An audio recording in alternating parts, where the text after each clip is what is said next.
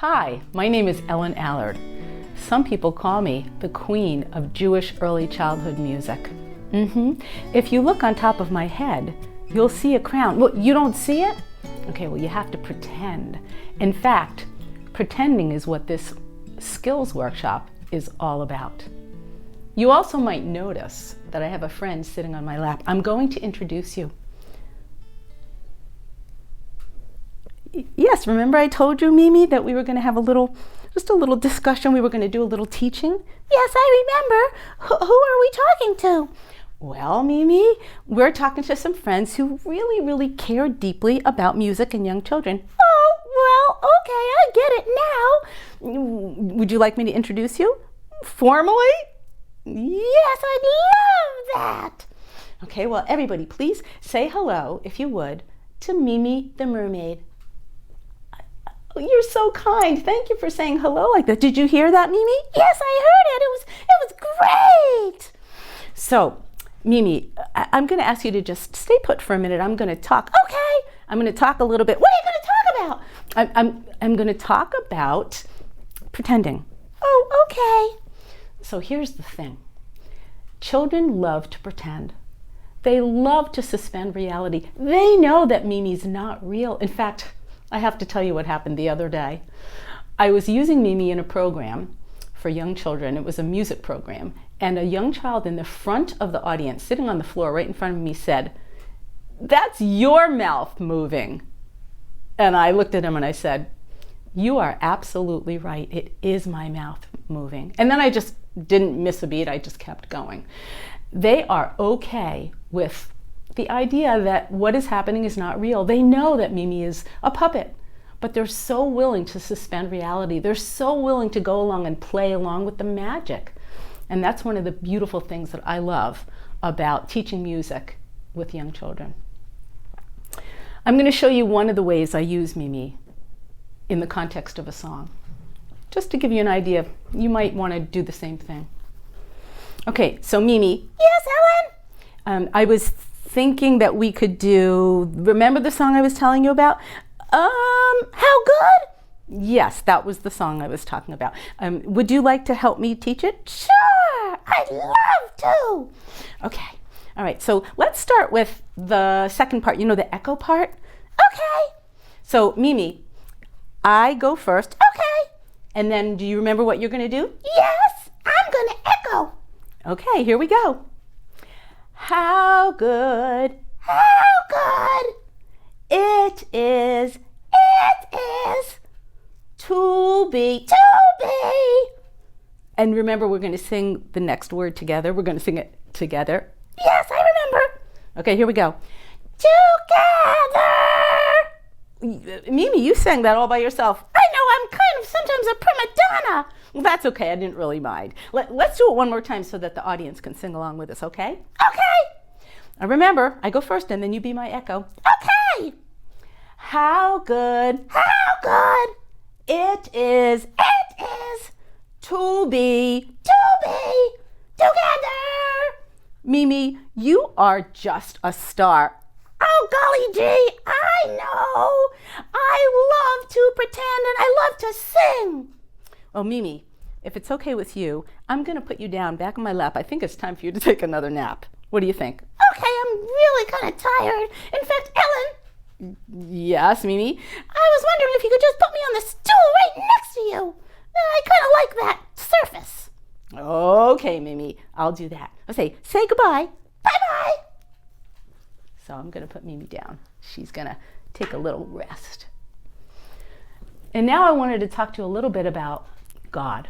I know this is going to seem like an unusual segue, but just hear me out. Stay with me for a moment here.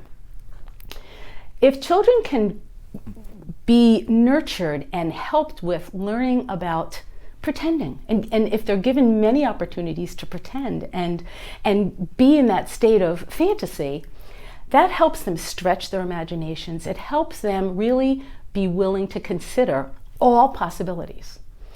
Now, here's the part where it gets a little bit uncomfortable, because some people they're not sure how or what or when to talk about God with their children. I'm going to give you a little hint. I'm going to let you in on a secret. I'm a professional That's true. I'm a professional early childhood educator. And even I have a little bit of a hard time talking about God because I'm kind of on a journey. I think you are too. I'm on a journey to learn about God and really figure out what place God, sometimes I call God Yah, what place Yah has in my life.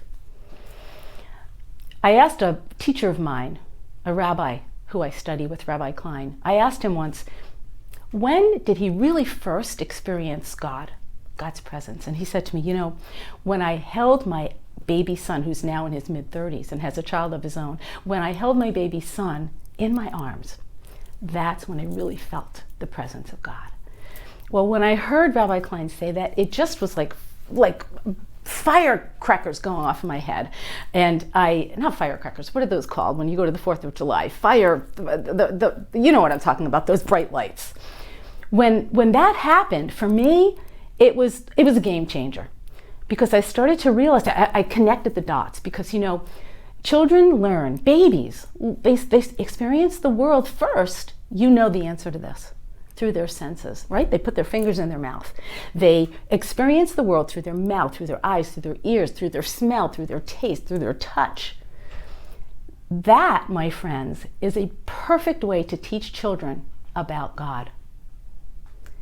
They are willing, again, to consider that God can be in all of those places. They can hear God in a thunderstorm. They can see God in a beautiful rainbow. They can smell God when my gluten-free brownies are baking in the oven. They can taste God when they taste those delicious gluten-free brownies. They can feel when I'm hugging them. That's feeling God. That's that touch. They can learn about God and know God when they study and they learn and they read and they sing songs about God and Torah. There are so many different ways to experience God, and their willingness to really suspend, as I said, reality starts with doing things like this puppet work, okay? So I'm going to ask you if you would take a moment and just take a breath. I've been talking for a while. I want you to stop and think. What is one way that you can help your child or your students to get into that fantasy place and be willing to just go along with the fun and the make-believe? And I guarantee you, by doing that, your children will start to have an expanded vision and idea and sense of what God is. So I'm going to finish with a God song, one of the songs that I love to do with young children.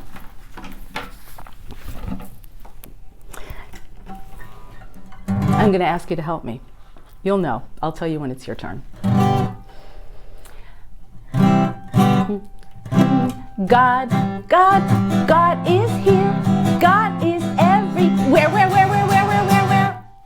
Yeah, you figured it out, right? That's your part. So what I want you to do is I want you to take your pointer fingers and go where, like you're out there looking for God, okay?